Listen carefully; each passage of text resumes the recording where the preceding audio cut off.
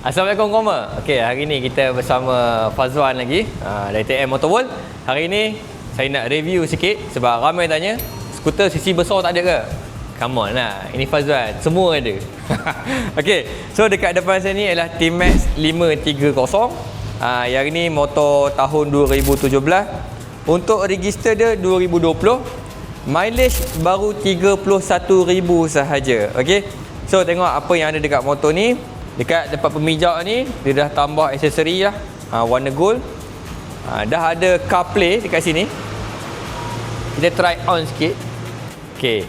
Jadi kalau korang nak dekat sini, benda-benda ni dah ada, korang tak payah risau, tak payah nak pasang phone holder ke apa, boleh tengok semua dekat CarPlay ni sahaja. So motor ni datang dengan sport rim yang dah tukar warna gold juga. So dia matching hitam dan gold. Jadi kita tengok aksesori yang apa yang ada kat sini. Dekat bahagian parking brake ni dia dah tukar. Semua main warna gold lah. Okey, kita tengok dekat bahagian seat pula. Ni button tempat buka seat tekan, buka je. Ni bahagian dalam lah. Ni apa ni? Dia dah tu aksesori dia. Okey, besar jugalah. Boleh letak satu helmet, letak barang-barang sikit. Okey. Untuk motor ni kalau korang tahulah, untuk T-Max bunyi dia memang sedap. So kita dengar bunyi sikit boleh.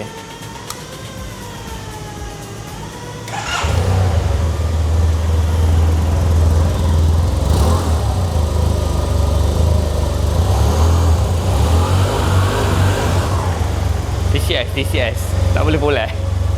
Okey, so inilah motor untuk T-Max 530.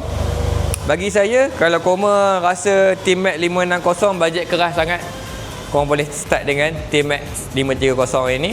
Okey, so untuk motor ni kalau korang nak masuk loan, deposit 11,000.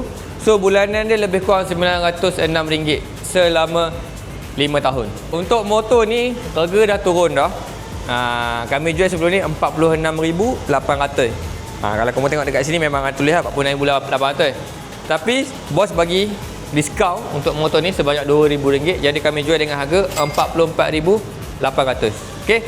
So next kita nak review belah sana pula.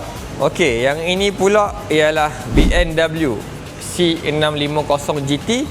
Okey, untuk motor ni tahun 2013, register 2014. Untuk mileage dia rendah je. Mileage dia baru 23,800. Jadi untuk motor ni datang dengan top box. Dari segi aksesori dia memang tak banyak sangat, standard condition lah. Warna pun masih warna original. Untuk harga dia kita ada buat rebate sikit. Sebelum ni kami jual 25,800. Sekarang kami jual dengan harga 24,800. Untuk motor ni kalau korang nak buat loan boleh, nak beli cash boleh, tak ada masalah. Boleh contact sales team kami. Boleh jumpa saya, Fazwan, di TM Motor World. Kalau korang ada motor yang trade-in pun boleh roger kami juga. Jangan lupa cari motor, beli motor, jual motor di TM Motor World.